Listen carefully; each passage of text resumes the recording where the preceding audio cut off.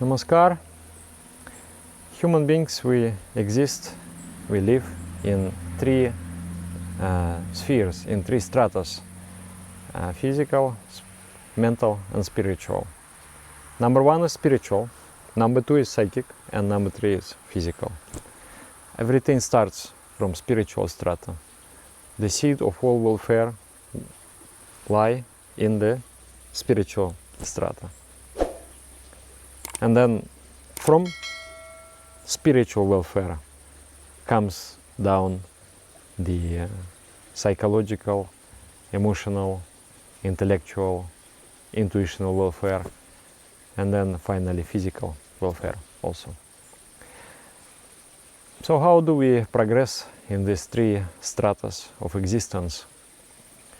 In spiritual sphere we progress through our own efforts and through blessings of the great personalities and through the wee bit of cosmic grace. Tiny drop of cosmic grace is enough to actualize all your potentialities. There is one saying in Sanskrit: Mahat Kripayava Bhagavat Kripalishadva. It means through the blessings of great personalities and through the drop of grace of the cosmic consciousness. So that's how we progress. Great personalities means the people who realized. What is realized? To realize means to understand, to know something, to open up something that was hidden before.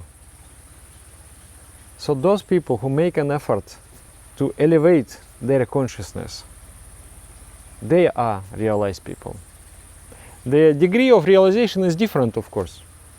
Some have a great faith in the divine. That faith is not a naive faith or religious faith. It is a faith of knowledge. You have seen, you have experienced, you have come in direct touch with the source of existence.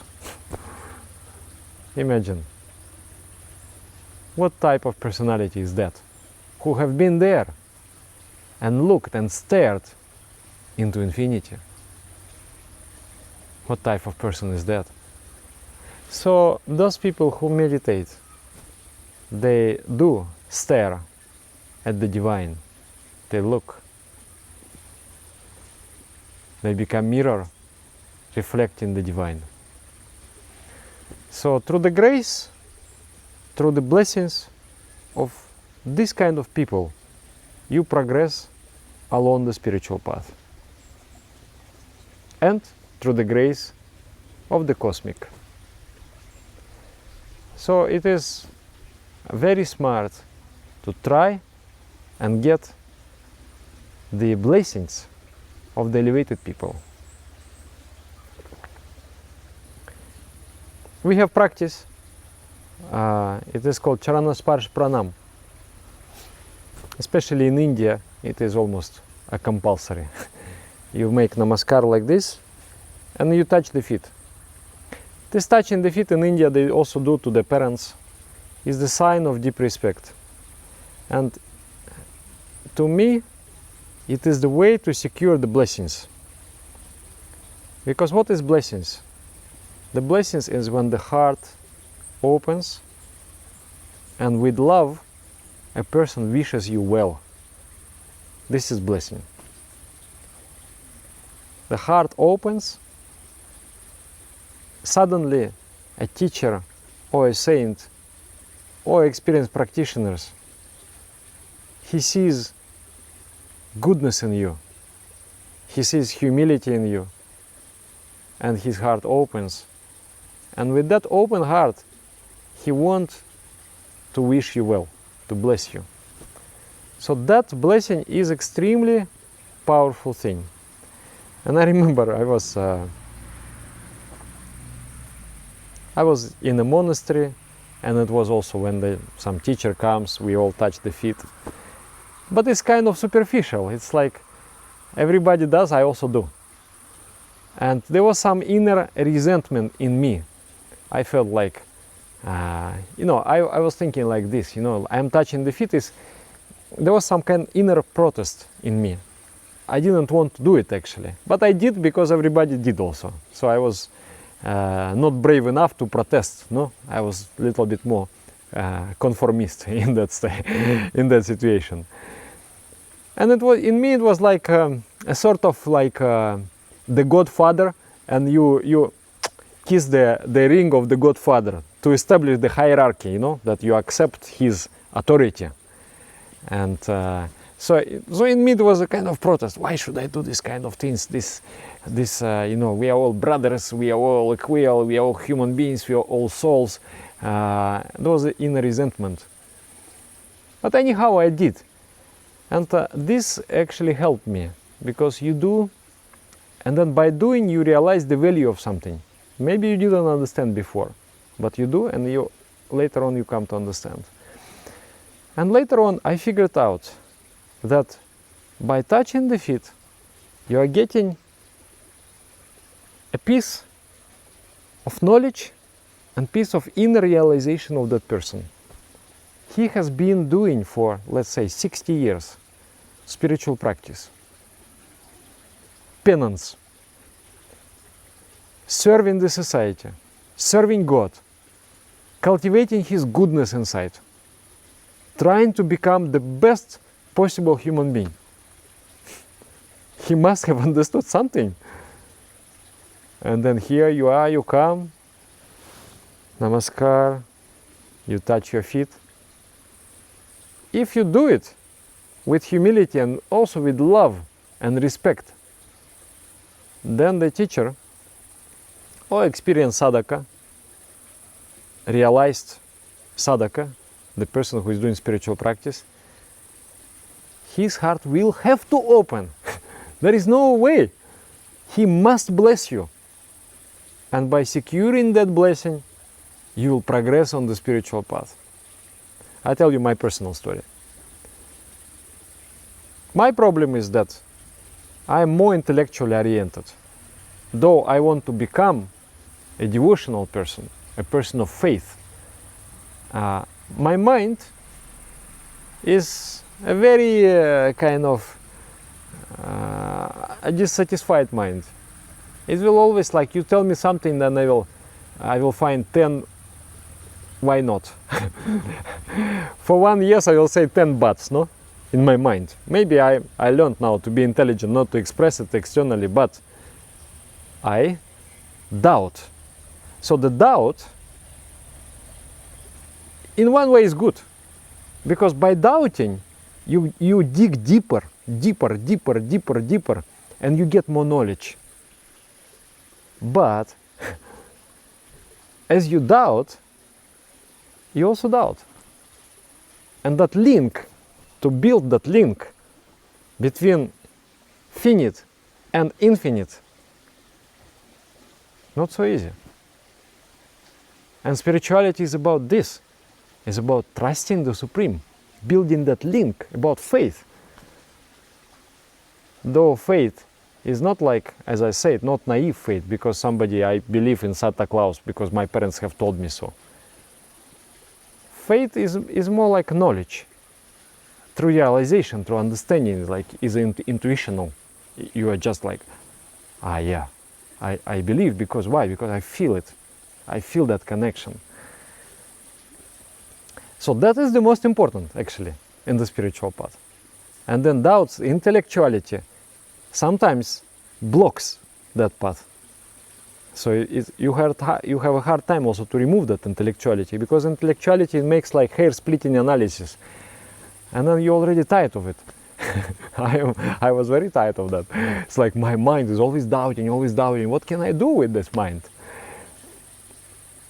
And then there was one teacher of meditation, very big, very strong, and old also, fearless man.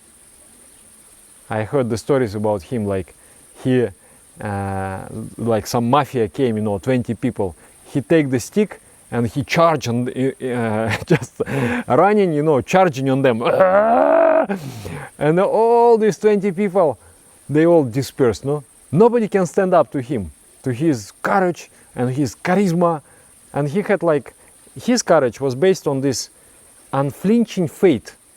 He had this, you know, feeling that I am connected to the cosmic consciousness. Nothing can harm me. If something can harm me, then it is the will of the Supreme. So with that kind of Shakti, he existed. And then his strong part was this devotion, this really strong, unconditional faith in the divine. And I was just like, he came, and I was just like admiring him. I was thinking, well, how this man, how he can have this kind of faith? He has no single doubt. Why? Maybe he's not intellectual, his mind is just so simple, that's why. How? And I remember I was already, by that time I was asking God, please remove my intellect. I'm so tired, this intellect gives me only trouble. I cannot enjoy. Everything I doubt, everything I disbelieve, everything I depreciate. And then that day, with my sincerity, really sincerely respecting that quality in this Dada, in this monk, I came to him, I touched his feet. Transmission has happened. And suddenly, I feel faith. Suddenly, I feel like he does. What he feels, I also feel. All my doubts cleared, everything. I'm transparent. I'm just like an arrow. I can charge to the goal. Incredible. Incredible. What this man deserved due to his penance, ascetic lifestyle, and maybe many years of the past lives, many past lives, he has come to the state of mind where he has unflinching devotion and faith in the divine. And I have done nothing. I came and I got a precious piece of that knowledge, of that state that has been through so much hardship he gained. And then I came and touched his feet. He opened his heart and with love he wished me well. And what I couldn't do with my efforts, I could do with the blessing of the great personality.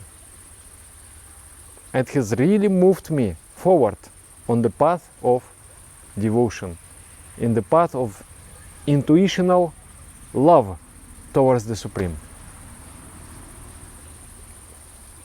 It's incredible. Another story I remember. Since that moment, whenever I see a sadhaka, the person who has practiced for some years, I go touch the feet.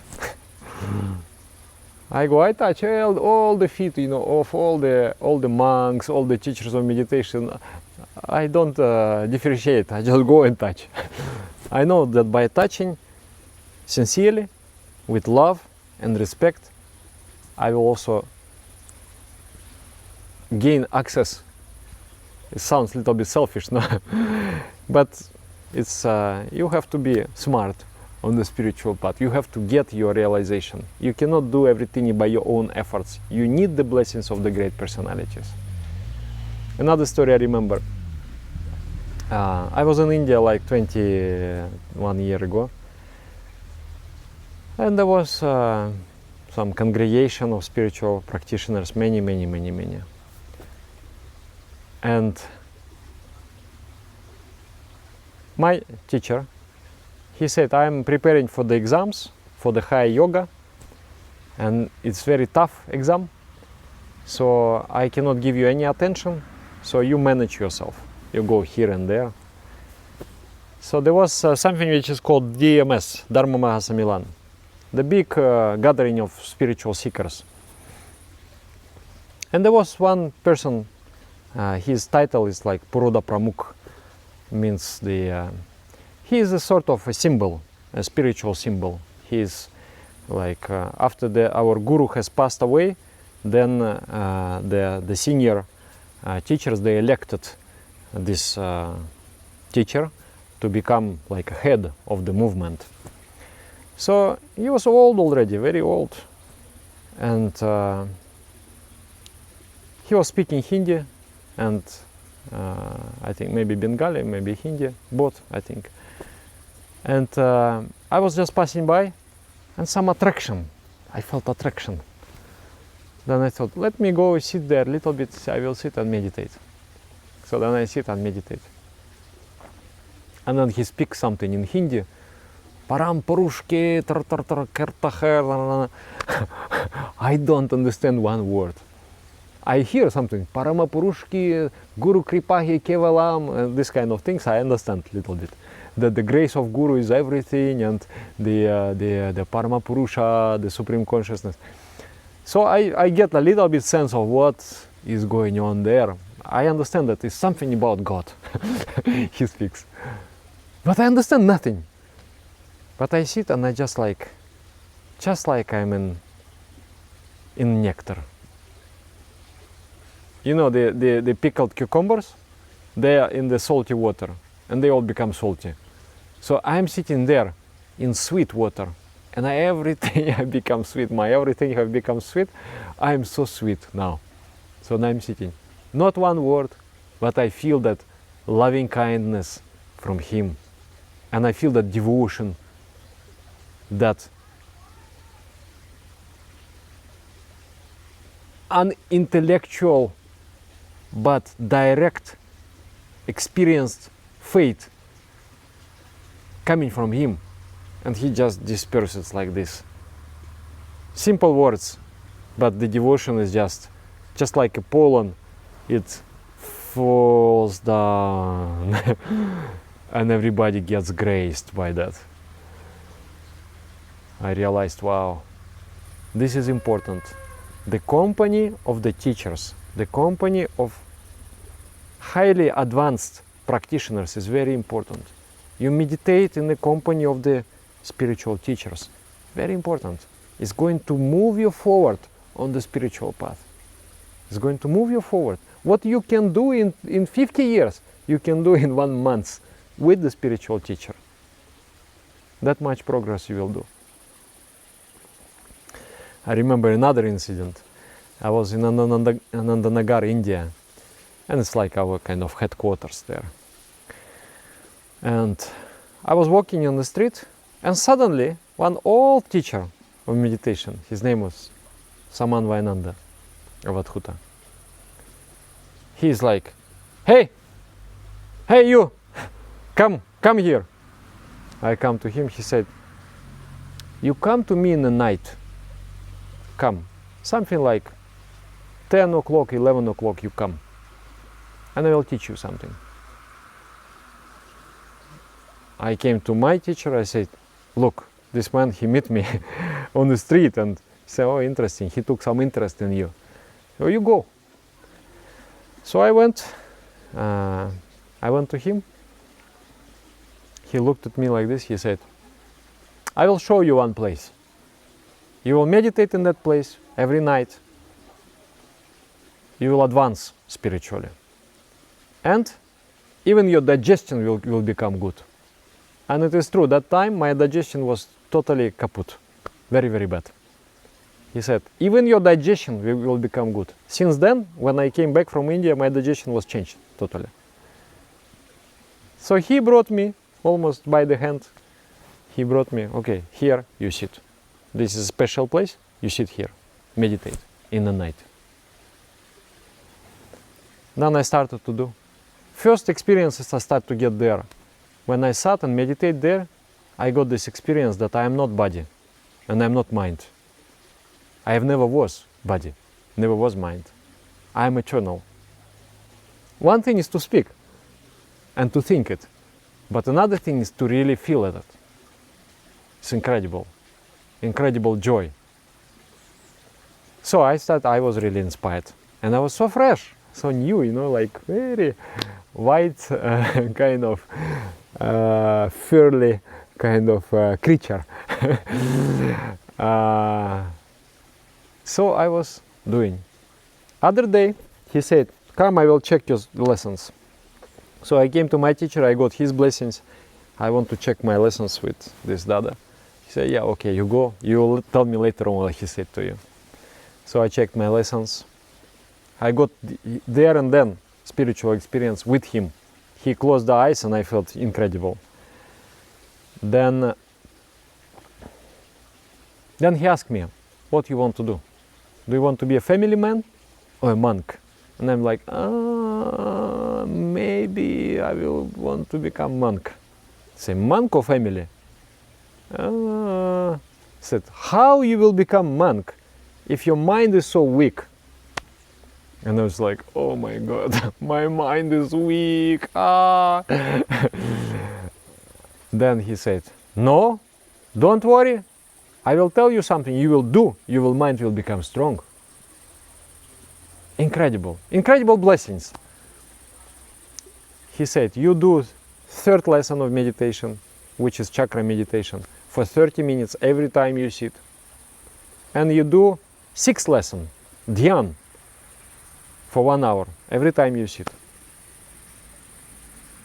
I didn't have strength to do that kind of practice. It's a very rigorous, very ascetic, very, very, very tough practice. But he was just like you are, you know, there is a toy and there is a spring inside and you are like, you are charging it up and then it goes. So he told me, now you do 30 minutes and 1 hour. And I did. I did. I was sitting in third lesson, I was sitting in sixth lesson, 1 hour, 3 times a day. And it is true. These lessons, they really upgrade the power of your mind. And then the sixth lesson, if you do like that, the sixth lesson means the samadhi is very near. The trance, the spiritual experience, that's what I'm saying. To stare at God, to look into infinity, in the eyes of the infinity, to be face to face with infinity. This is what you are getting. And I was just like, really enjoying that. I was and crying and laughing and falling and, you know, being in ecstasy and all these things happening at that time in India. Why? I could never do it myself.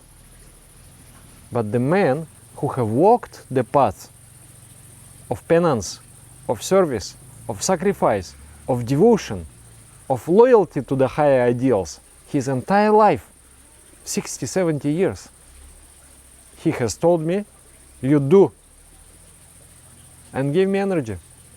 And I did. And that trip, that months of my life, that was a revolution. When I came back, everybody was saying, what have happened to you? Even your face have changed. Everything have changed. Your eyes is different. Your face is different. Everything is different. So you see how powerful is the blessings of the great people, sadhakas. Another story I remember. There was one Didi, the first actually Didi, the first sannyasini in our mission. She was a follower of a different teacher. And her teacher died. And she was continuing with that practice. But some friend of her was convincing her to take initiation from our guru. And she was like, come on, I'm okay, I'm fine, I'm satisfied, why should I? But he was approaching her again and again, again and again, again and again. And she would always reject him. And she had the habit of touching the feet of monks, of ascetics. And in India there are many, basically beggars. Majority of them, they are just, you know, homeless people exist like this, and they pretend to be some spiritual, they're nothing spiritual. But some of them are. So she had the habit, whenever she meets this kind of ascetic, she will touch the feet. I also remember, like, many times I saw on beggars, but one time I was in Varanasi, in the Ghats. You know, Ghats is it's like embankment of the river, and at the same time they're burning the corpses there. It's like a crematorium. So it's embankment, people are walking there, the corpses are burning, a beautiful kind of life is going on. And I saw one man, he was sitting, doing meditation, old, and then I came near him, he looked at me like this. I looked at him. Wow. His eyes, till now I remember. It's like a powerful flame is raging within him. Invigorating eyes. You look at the eyes, it's hard to look actually. That very moment I knew this man is a sadhaka. He's not a homeless person, he's not a beggar, he's a sadhaka. So some people criticize this lady, that why you touch the feet of these, people? They are nothing. And she said, if I touch everyone, I make sure that the moment I meet the real one, I don't miss my chance. So she had this habit. Whenever she sees the ascetic person, the renunciate, she will touch the feet. And now she's seeing the dream. In the dream, she sees two people dressed like this, with a turban also. And she comes immediately to them. She understands they are, monks, ascetics. She comes and touches the feet. And then something in the dream happens. She hears the inner voice. And the inner voice says, you have come in touch with infinite power.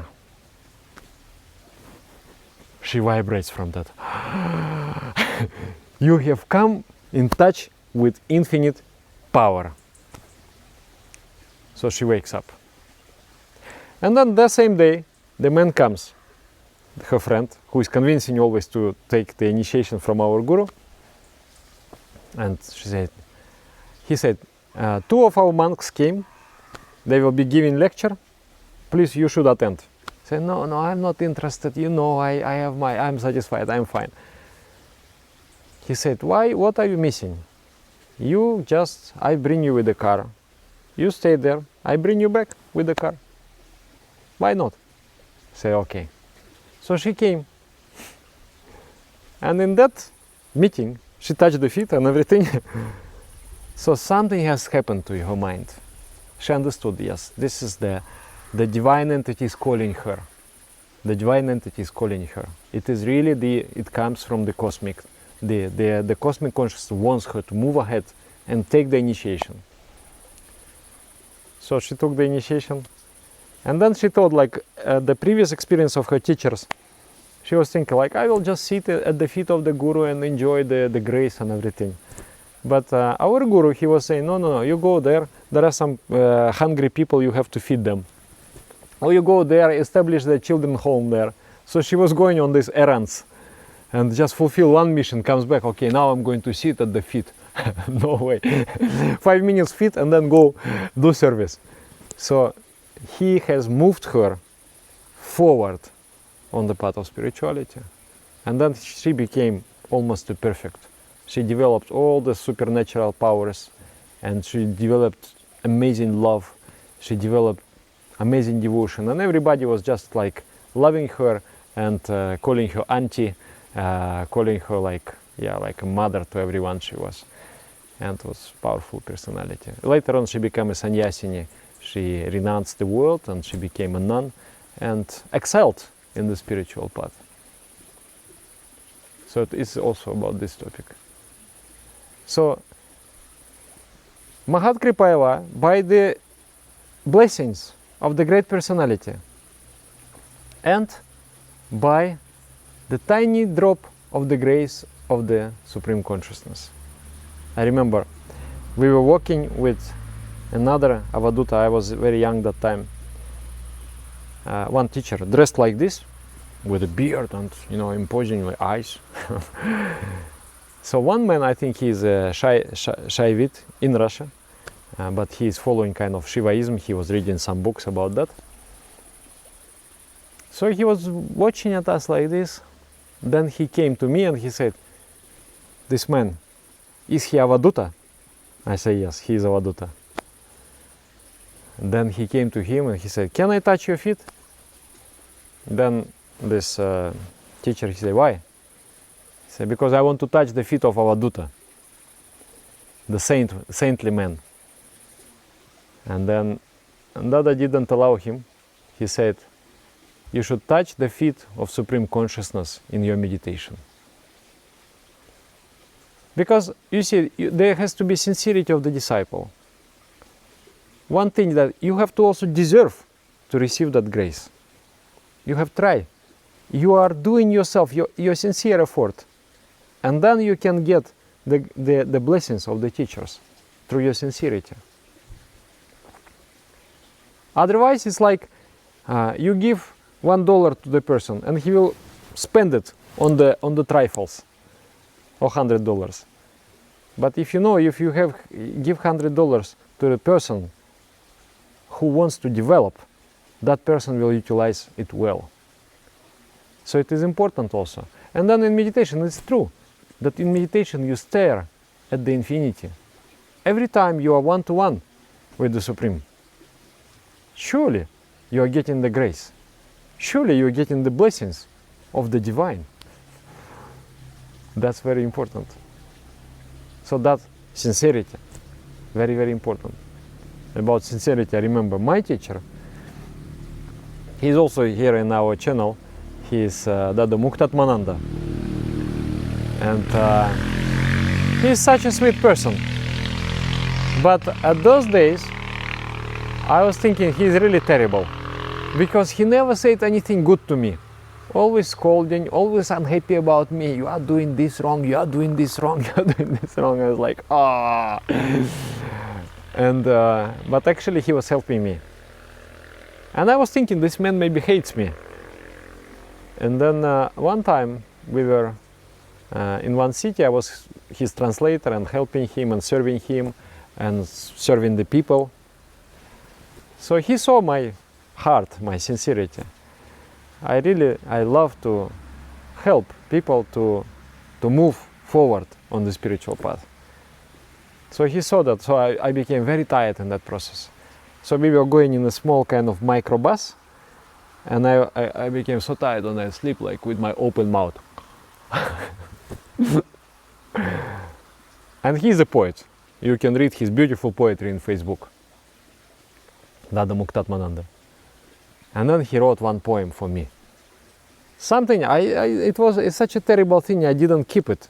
I should have kept it. It would inspire me till this day. And in that poem was something like, you who give your youth and your life essence to the helping the people, to the devotion of God, how I adore you, how I appreciate you, something like this. When I read this, I was so deeply touched. I thought, this man really loves me.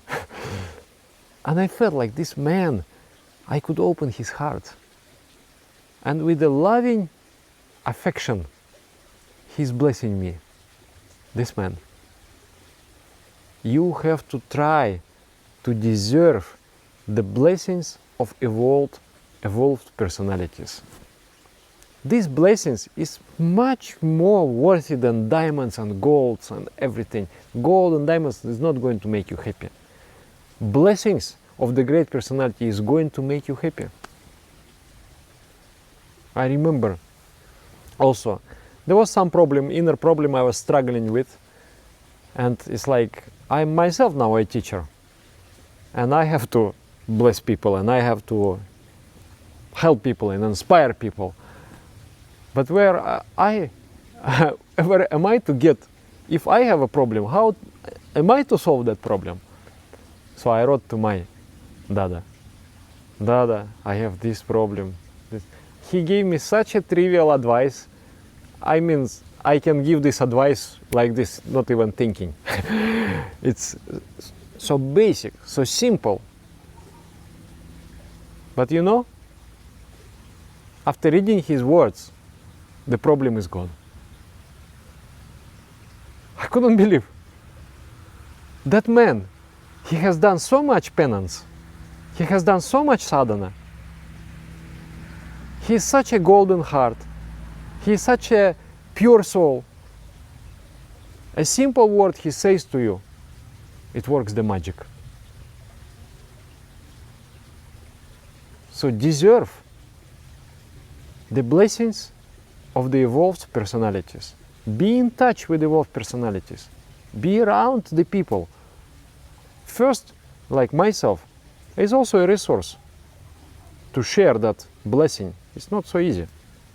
You really have to open your heart. So many times I notice that myself, I ignore people. They try to kind of, especially I have some popularity and they come, and I run away. I'm like, I'm hiding. But then there are some moments when the person really touches my heart and my heart opens. And there is nothing, there is just loving kindness.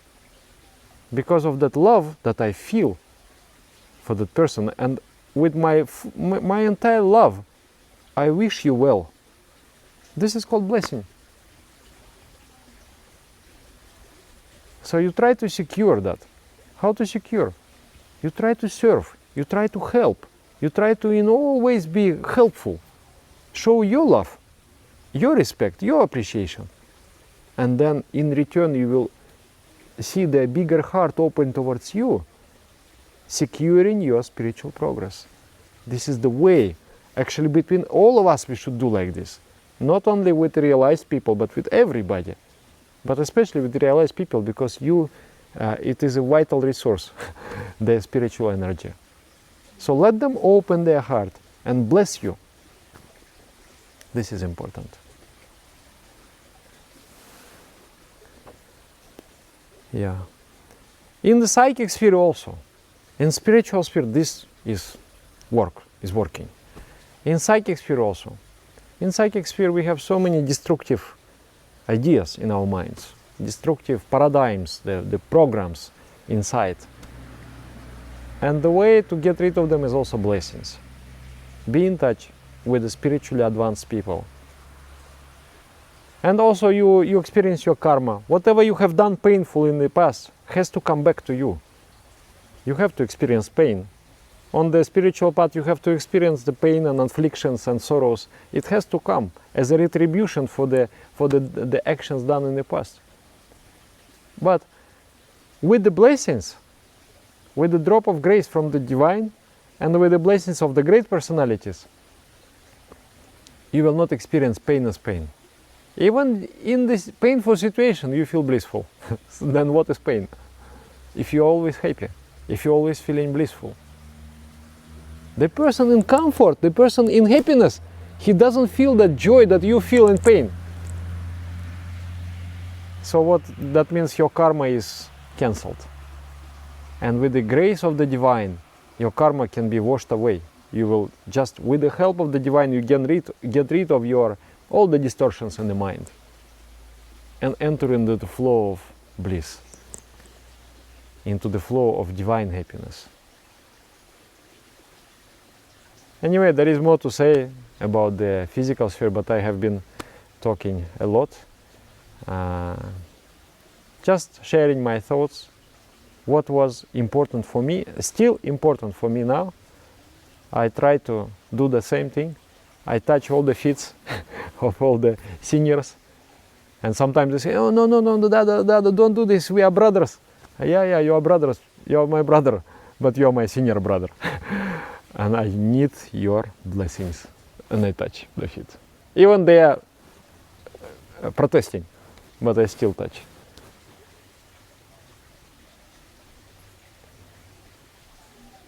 I want them to open their heart and love me. And in their love, wish me well. That will help me to move forward. It will give me the resource, it will give me stamina. Just like that time, he told me, do your practice 30 minutes and 1 hour. How lucky am I? And that man, he was so generous. I was nobody for him. He just saw me on the street. He saw me, oh, this boy, let me help him. Hey, and he was calling me Babua, no? Lovingly, like a small boy, no? Babua in Indian language. Hey, Babua!